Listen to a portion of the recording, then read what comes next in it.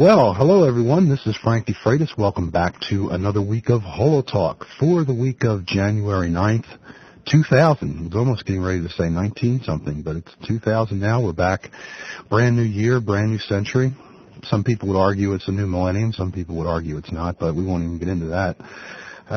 We have a guest this week, Ikuo Nakamura, who is a holographic artist that is working out of his studio in Brooklyn, New York. Does beautiful, beautiful white light transmission work. And while you listen to the interview, you may want to click on the link to his website, either during the interview or after you finish enjoying the interview, and see some of the beautiful, beautiful work that he's done in the field of holography. So that interview is coming up in just a few minutes.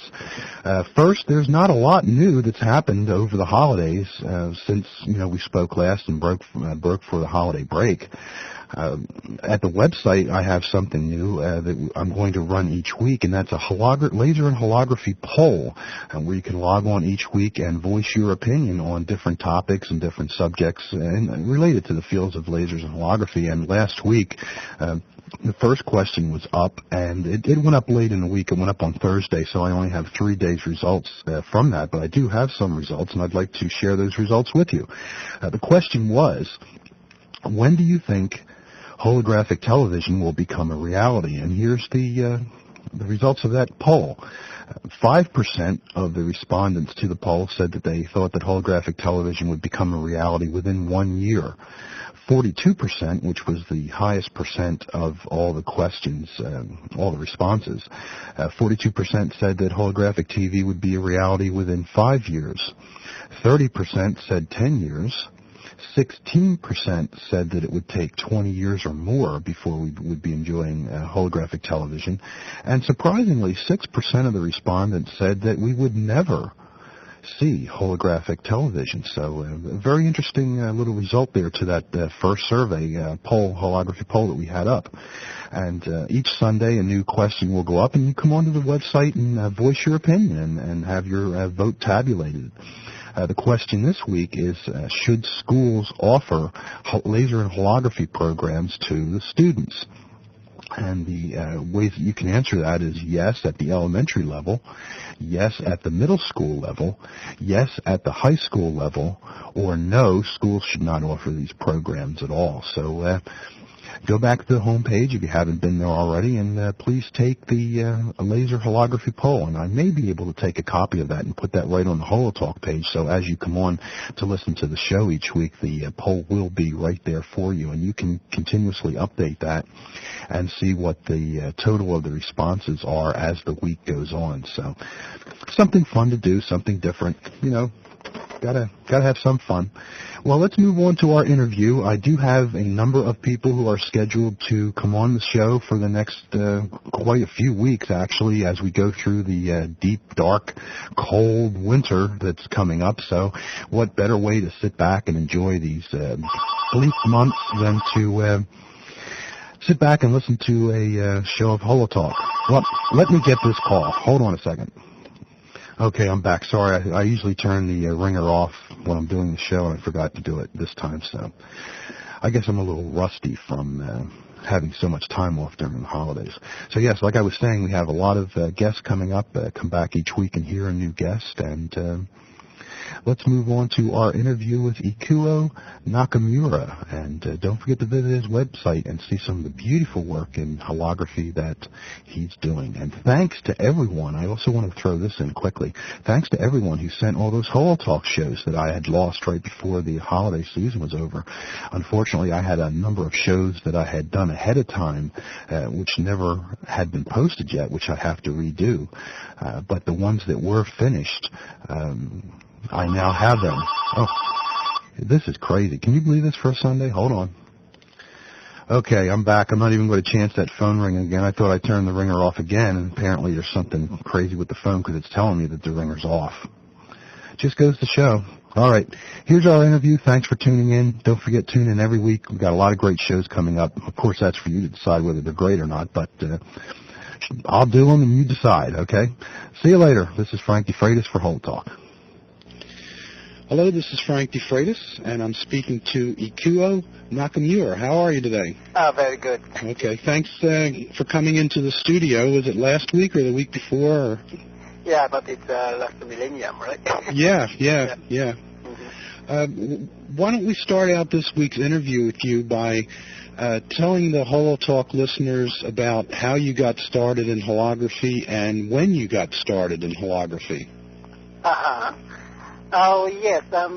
Actually, I'm Japanese. I started holography in Japan. Actually, I learned in Japan.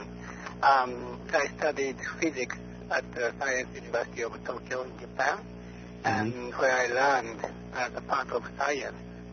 So, but it's still impressive even, I study like quantum theory or nuclear physics, but holography is more mysterious. It sounds like a miracle. So anyway, I started holography. I learned holography as a science, but actually I met art holography in New York. Yep.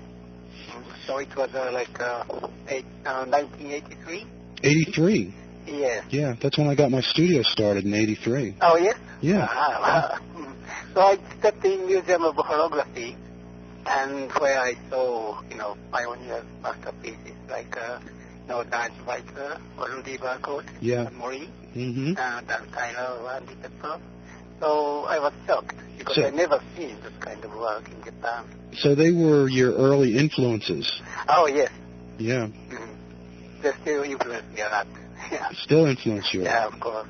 Yeah. And your background's in physics, right? Oh, yes. Yeah. But actually I dropped out. Yeah.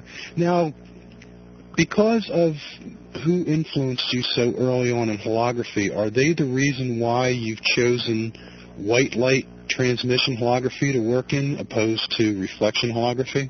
Oh, yes, I think you can say that too, because, in New York, just as I told you, Dan or Rudy or Sam, they are all, best white light transmission holographers. So I learned from them.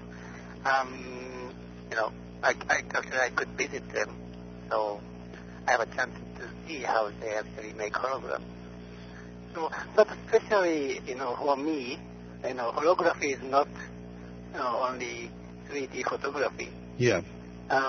In white light transmission hologram, say, rainbow hologram is like more light sculpture. Yes. So I really work with light. Yeah. Very much. So, sometimes rainbow hologram, people think it's a very, artificial light form. But for me, rainbow is 100 pure natural phenomena. Yeah. Right. So, that's why I like rainbow hologram very much. Yeah. I think it lends itself more to, and of course people would argue this, but personally I feel it lends itself more to artistic expression than reflection holography. Oh, well, I like reflection hologram too, of course, but I choose, rainbow hologram as a sculpting light, play with rainbow colors. Now, you've done some pulsed ruby work and a number of pieces that laser transmission as well? Oh, yes. Recently, I shoot some ruby pulse at Center of Holographic Art in New York City. And, I have a chance to shoot ruby as an artist in residence program. Yeah. So, that was wonderful. Yeah. Laser transmission holograms are actually my favorite. Always have been and always will be. What do you think is the drawback that we do not see more of them? Is it the fact that it's so expensive to re-illuminate them during an exhibit? I mean, if you've shot 10 laser transmission holograms, you're going to need quite a few lasers to illuminate them. Is it the cost of exhibiting them that we don't see them as much? I guess, that's one of the reasons we couldn't see many laser illumination holograms. But I think now it's getting popular again. I hope, actually. Yeah. Yeah. Because, since the invention of white light transmission hologram or reflection hologram. I think holographer try to make hologram by illuminating by, white light. Right? Yeah. And most of us give up or forget about the holography. Mm-hmm. But I think most of us still love the, hologram illuminated by laser. Yeah. It's the most exciting. Oh, yeah, I love it. My heart just pounds faster when I see a laser transmission hologram. It's a shame the public doesn't have the opportunity to see more of them. Uh-huh. But actually, as I just told you about, I have a chance to shoot Ruby Pulse. Mm-hmm. I will show that piece by laser. Okay. Yeah, so I'm really excited about it. Tell us a little bit about your studio. You have your own private studio that you work from, right? And is it in Brooklyn? Oh, yes. Yeah, tell us a little bit about that. Well, actually, I used to have my studio in Manhattan. It's close to Times Square. Oh. It's just one block from, the famous Millennium Countdown place. Yeah. It was, I used to have the studio there, but I moved to Brooklyn, and I built very long table. Mm-hmm. It's 36 feet. 36-foot table. Yeah. Incredible. Yeah. Mm-hmm. But, I really satisfied about that because I have two major benefits. One is, actually I got advice from Darsh and Samurai because if we have enough distance from special filter to film, the beam will be very close to collimated. Yes. So I didn't have, any collimator lens or mirror. So I can get very clear image. Mm-hmm. And the second is actually, I got idea from Rudy Backward. Actually, he's doing also. I can spread two parts from one table. Oh, I see. So you can shoot your masters and do your transfer copying without taking your setup or putting it up or taking it down. Oh, yes. So I can keep exact setting. Yeah. I shoot master and copy. Yeah, that's nice. Yeah, it's save a lot of time. Yeah, yeah. What are some of your most recent pieces that you've worked on? I understand a few of them are not conventional type of what we would consider conventional holographic work, like the neuro hologram in the mirror. Uh-huh. What about some of those pieces? Oh, yes. Neuro hologram is interactive installation piece. Actually, interact with your brainwave. So you sit down in front of the hologram and wear EEG brainwave pickup headband and just watch your hologram. And then actually interact with your brainwave. If I sat there, maybe something wouldn't happen at all. Well, actually... That's just a joke, sorry. Okay. Yeah, some people, everybody has different brainwave, right? Yeah. And brainwave is just, noise from brain. Right, so we cannot pick up any feelings through this science, but it's actually interact from your brain.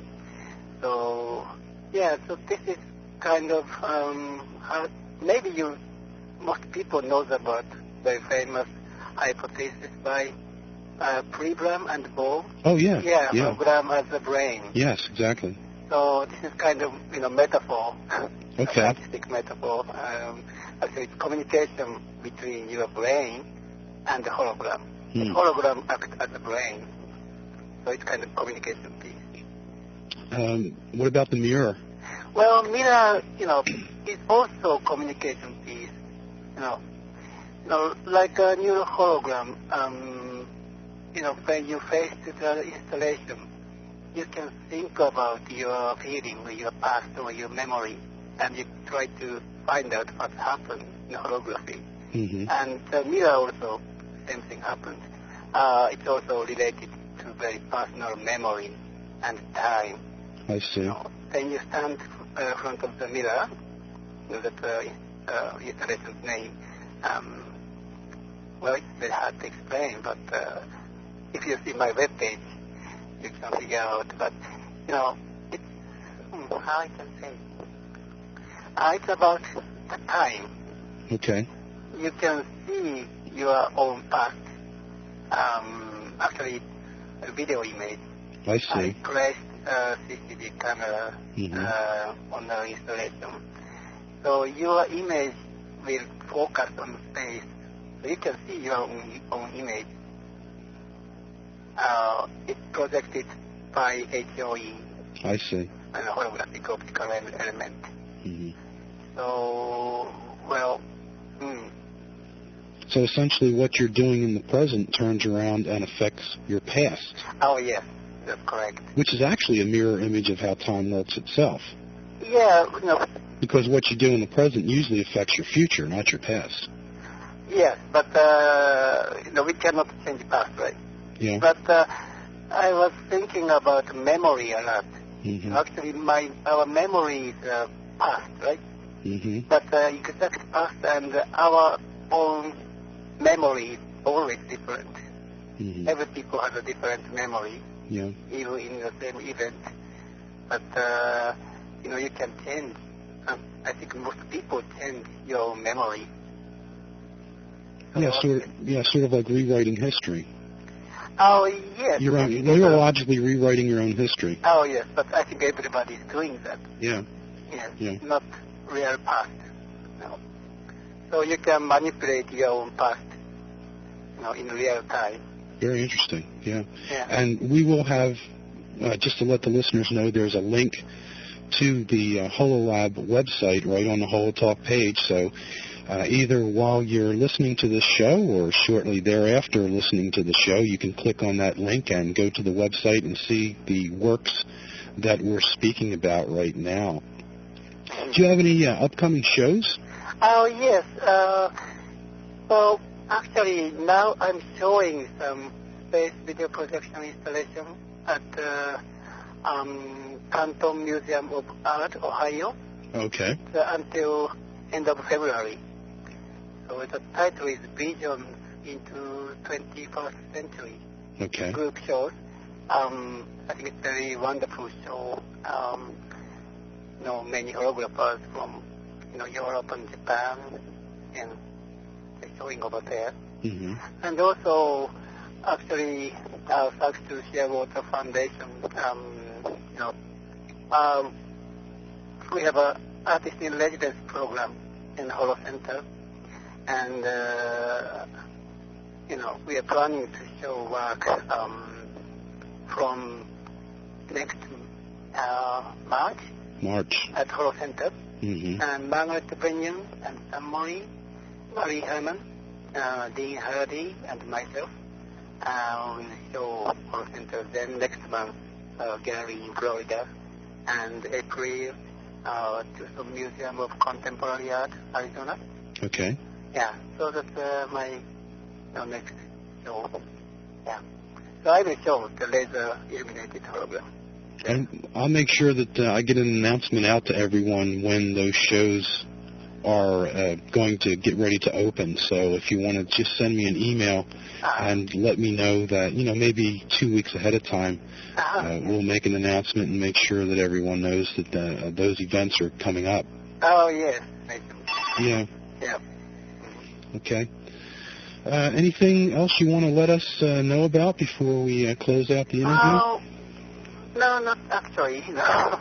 I really enjoyed when I visited your studio, and it was a lot of fun having you here. Oh, yes, and I found it very interesting. And diode lasers. Mm-hmm. I think actually we can shoot hologram and we can illuminate hologram.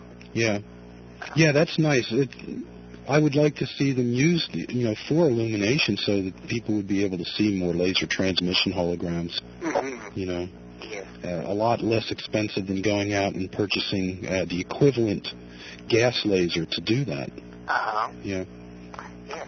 Yeah. Well, thank you very much for being on the show. And stay in touch. I'll be in touch with you because I know you took one of the lasers back with you, so we'll have to follow up and see how that's going for you. Yes. And I'll be coming in for your New York opening. Oh, yes, please. In March. Mm-hmm. And I'd like to suggest that everyone head over to the websites that are listed on the HoloTalk page and take a look at all the beautiful, beautiful work that Ikuo has has done over the years, spanning how many years now? Well, I think it's more than 13 years. Yeah? Yeah, well, more than that. I don't know. Yeah. Yeah, more than 10 years. Okay. Well, you take care, and thank you very much for coming on the show. All right, thank you. All right, I'll talk to you soon. Okay, bye. bye.